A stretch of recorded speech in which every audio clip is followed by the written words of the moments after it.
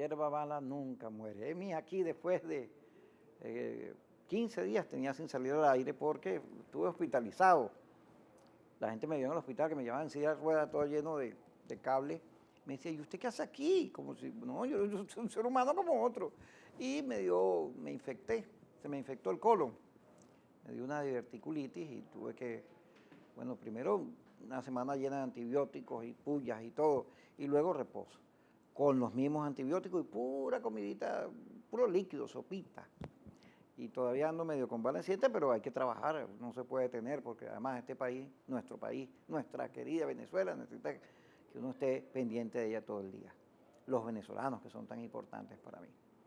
Primero que comentarle es lo de las clínicas y las medicinas, porque, claro, en las colas, en los abastos, pues la tragedia de los enfermos a veces pasa desapercibida.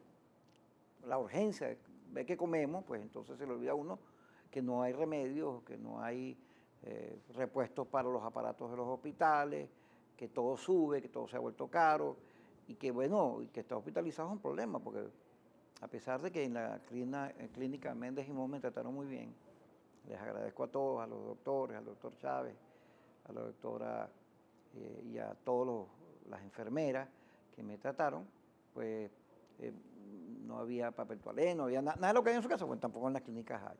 Y cuesta conseguir los medicamentos. He salido yo a buscar varios de ellos y me ha costado. Y eso es vital para que uno se recupere. Imagínense la gente que tiene esas enfermedades terminales que no puede conseguir nada de lo que está buscando, o si lo consigue cuesta muchísimo. Bueno, ese es el drama del país. Un drama terrible que no solo se expresa en la inseguridad, en el desabastecimiento, la inflación. Estos problemas que la gente ya no hay que repetírselo, no hay que contárselo, la gente sabe lo que está pasando en el país. Por eso el altísimo rechazo que tiene Maduro en las encuestas. Data Análisis me dio, hace poquito, vi un tracking sobre lo de Leopoldo, y Leopoldo aparecía ya presidente, como dijo hoy el Puma, en una declaración que le oí, en la cual arremetía contra la jueza Barrientos, de la cual se ha tejido toda una mitología sobre si iba a ir para Chile como embajadora, porque le iban a premiar, pero aparentemente hubo un rechazo, qué sé yo, no sé qué, de ahí no hay nada claro.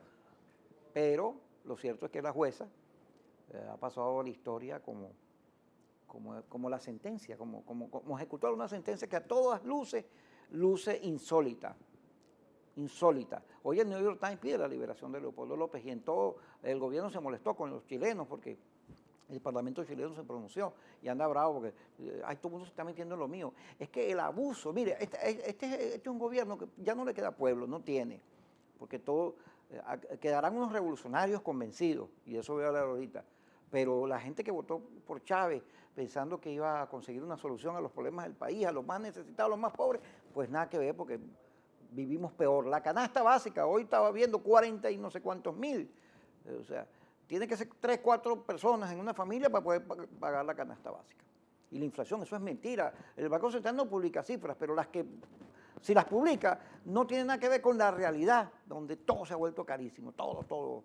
Las caraotas por 1.000 bolívares el kilo. Por cierto, yo me comí una caraota y eso fue lo que me enfermó, porque no debo comerlas porque tengo el colon en una situación difícil. Pero bueno, el país tiene que entender que la actual situación no es más que el desmoronamiento de una idea, porque voy a meterme en profundidad, a veces ustedes comparten conmigo esta reflexión.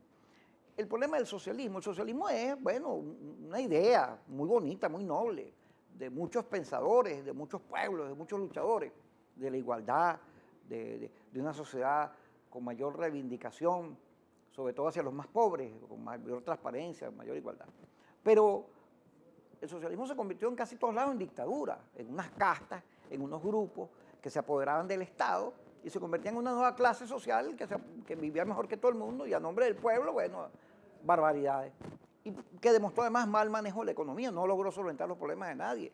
Lo único que servían era para fabricar armas y para la guerra, pero porque con el cuento de la derecha, la contrarrevolución, la oligarquía, bueno, el socialismo tenía que ser dictadura porque tenía que defenderse de sus enemigos y tenía que armarse y caerse a tiro. Pero el socialismo en democracia, que construyó Chávez, que tiene no sé cuántos periodos electorales, al final ha terminado siendo lo mismo, ha recurrido a la represión como único argumento para al final de cuentas, no dar la cara, no asumir la responsabilidad sobre la mala conducción del Estado, sobre la poca tolerancia en el ejercicio de la democracia, pero además lo peor, en el haber malgastado todo ese ingreso petrolero que entró a Venezuela, haberlo malgastado y al final estamos viviendo peor que antes. ¿Qué le queda a Maduro? Represión, meter preso a Leopoldo, a todo el que se asome por ahí, a amenazarlo. Y decir mentiras por la televisión y para convencer unos bobos que todavía creen en ellos, porque al final son tan dictadores como los rusos, como los chinos, como los demás, aun cuando por vía democrática llegaron a las elecciones. Eso quiere decir que en la idea es que está el problema. La dictadura, la autocracia, el autoritarismo, el control del Estado y de la vida de los ciudadanos por un grupete, todo eso está en esa idea. De manera que es un sueño convertido en pesadilla. Siempre hay que pelear por los sueños, por supuesto. Hay que pelear en Venezuela porque los pobres vivan mejor y no en el hambre en que viven hoy. Y por eso el nuevo gobierno tiene que estar pendiente de cómo satisfacer las necesidades de los que menos tienen. Ahora, eso no significa este cuento terrorífico que nos han metido, que además llega hasta ser cómico. Les voy a contar esto. Yo me fui en diciembre a llevar a Ibeice para Miami, porque ella pensaba que su novela, Sangre en el Diván, por cierto, cuando uno sale de la clínica Méndez Jimón, atrás está el Cedral, que era la clínica Chirino. Y entonces ella pensaba que el libro, que lo habían convertido en una serie, Univisión se lo había comprado en una serie, podía abrirle las puertas para escribir guiones y hacer una carrera de eso, porque aquí el periodismo en Venezuela, hay veces no le dan trabajo a ningún lado, a mí tampoco me lo dan, ni a muchos de nosotros, periodistas que hemos peleado por la democracia, porque a los medios complacientes les da asco, ay, no, que el gobierno nos va a quitar, que los anunciantes, y todo un terror y una cosa. Bueno, y por eso ella se fue para buscar nuevos horizontes, sobre todo con qué comer, con qué vivir. Y tiene 8 meses allá, pero el día que nos fuimos, Diosdado dijo en su programa de televisión, mira, se fueron, están pillados, se fueron. Entonces, bueno, hace unos días, hace más de 3 semanas, se les ocurrió a una división de inteligencia militar allanar una casa donde supuestamente vivía Ibeice. Entonces nosotros vivimos allá al lado de Cutáchira, que todo el mundo sabe que vivimos ahí, porque cuando a Ibeice se la detuvieron y la mandaron casa por cárcel, bueno, la mandaron para nuestra casa, pues, y eso está sentado en los tribunales, de manera que inteligencia militar debía saber que ella vive donde vive. Pero no, se fueron como 3, 4 cuadras para arriba y allanaron la casa de una gente ahí que sabe Dios quiénes son. Se les llevaron una computadora, tuvieron que sacar los papeles para decir, mire, no, ella no vive aquí, porque se equivocaron. Y después, bueno, han salido a decir que en la computadora descubrieron un documento militar escrito por ella, por los periodistas, en que llamaban un golpe contra Maduro, cuando aquí nadie está pensando en golpe, este gobierno me está cayendo solito, no hay que hacer nada. Aquí, ¿quién va a invertir medio en golpe de Estado si aquí Maduro pierde las elecciones y va para afuera? Después viene un proceso en el cual el país va a cambiar, porque no han podido satisfacer las necesidades de la gente. Pero ellos inventan otra vez el recurso del golpe. El recurso del imperio, de la burguesía. Y lo de Leopoldo, ¿por qué sentencian a Leopoldo 14 años? ¿Por qué? Porque esas sentencias a todas luces es una cosa abominable, no tiene nada que ver con la justicia. Durante el proceso todos los testigos fueron desmontados, los testigos de la fiscalía, y se demostró que no había ningún delito de ningún tipo. Además, Leopoldo se entregó, no estaba huyendo, no tenía nada que esconder. Pero ¿por qué lo sentencian? ¿Por qué? ¿Por qué está todo el mundo rechazándolos hoy? Porque polarizan. Igual que con el cuento de Ibeice, que ahí está la oposición inventando un golpe. Polarizan. Le están queriendo decir a los sectores que antes votaban por Chávez y que no quieren votar por Maduro porque los decepcionó, porque el país es un desastre, la economía no sirve, porque vivimos peor. A esos sectores les quieren decir otra vez que la derecha, que la burguesía, que el imperio, que ahí están otra vez el 11 de abril conspirando para que vayan y voten por ellos y se coman el mismo cuento. Pero no. Ya el país está clarito. Todos estamos claritos aquí no, qué golpe de Estado, nada. Aquí todo el mundo va a ir el 6 de diciembre y ahí están las redes que lo demuestran. Durante todo el día ese larguísimo, el jueves en el que sentenciaron a Leopoldo, que los canales, por cierto, los medios no dijeron nada, calladitos. Yo entiendo que tienen una presión que les quitan las concesiones, no les dan publicidad y los amenazan y se les mete el señal y los friegan, como lo tienen al Nacional sometido a una permanente inspección y acoso tribunalicio todos los días. Eso se entiende, pero el deber del periodista fundamental es informar, ¿no? Uno no se puede quedar callado, pase lo que pase, la vida por medio, pero hay que informar. La gente tiene que tener ese derecho que está consagrado en la Constitución, tiene que tener acceso a él, a la información. De manera, bueno, pero aquí no, aquí nada, no informan y como si nada, porque les parece mejor que el gobierno les diga, ajá, se están portando bien, que la gente, ya me van a censurar aquí, ya, este es el gobierno. Sí, así que está Diosdado otra vez a decirme. El otro día dijo que yo y que Chugo, que tenía una conspiración con Chugo, pero ese fue Terelaizami, que nos iban a meter presos. Todo es una amenaza, todo es una... Cuando la realidad es que, y ahí están las encuestas, el país está requiriendo un cambio. Está claro que ese cambio se va a conseguir el 6 de diciembre y que no es que significa que el 6 de diciembre el país cambie de un día para otro. Comienza un proceso donde seguramente veremos una crisis profunda en el gobierno, en las fuerzas que están allí culpándose unos a otros por el fracaso, porque no pueden seguir diciendo que es el imperio, la burguesía, la guerra económica, los periodistas, el 11 de abril, los medios, qué sé yo. Tienen algún día que asumir que Venezuela está en el estado que está porque ellos malgastaron las plata y porque no supieron administrar ese enorme recurso petrolero para darle felicidad a la gente, porque además hay mucha corrupción, mucho pillo, mucha gente que se ha agarrado plata. Mientras el pueblo vive mal, aquí hay una camarilla que vive de lujo en aviones. Ahí están, cada vez que hay un acto oficial y le fotografían los zapatos, las carteras, la ropita, lo que aparece, ni Roland Carreño, pues. Ni Roland Carreño, que es un hombre que sabe de eso, tiene esa ropa y esas carteras y ese lujo con que viven. Las fotos de las familias y con las casas, todo el lujo. Bueno, eso no solo ocurrió en Venezuela, eso ocurrió en la Unión Soviética, en China, en Cuba, en todos lados. Porque, insisto, el problema está en la teoría que sustenta todo eso. Cuando tú crees que no es posible conciliar con el otro, llegar a acuerdos con el otro, sino que son irremediablemente enemigos y uno tiene que vencer al otro para que la idea pueda surgir, no sé qué cosa, y la hegemonía. Bueno, ese es el resultado. La falta de tolerancia. La falta de tolerancia, la falta de comprensión de lo que significa la libertad y la democracia para la gente.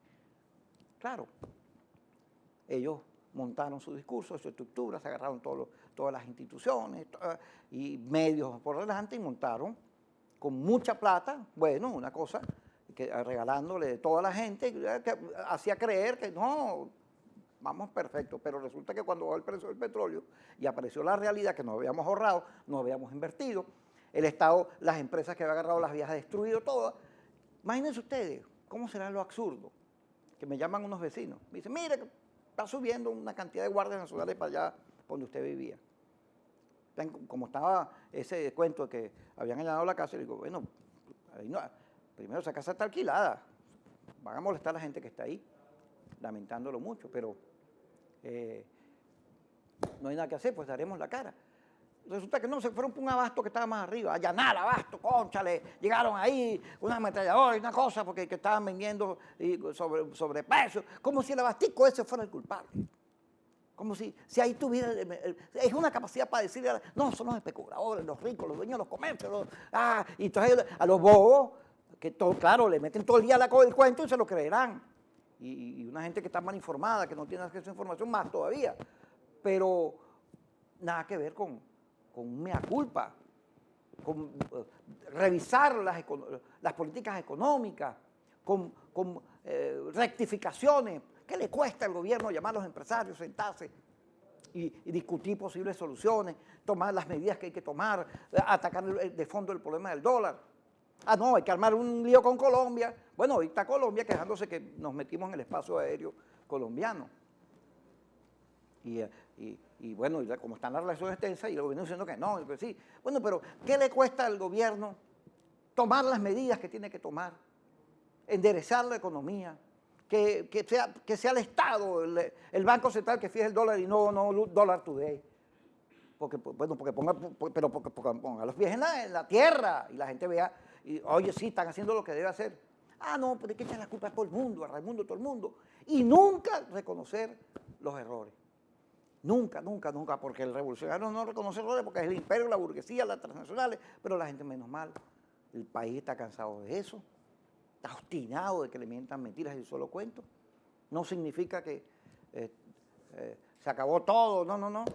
Viene un proceso complejo, el país va a entrar en un proceso complejo el 6 de diciembre, y Dios quiera que logremos una dirección que haga una política de unidad nacional que permita que las mejores ideas, que los mejores pensadores, que los mejores aportes sirvan para enderezar y corregir los problemas que tenemos y así poder construir una Venezuela de todos, un país de hermanos donde nos abrazamos, nos queramos y basta ya de este odio, de este país destruido, como si tuvieran una guerra en lo que estos señores han convertido a Venezuela.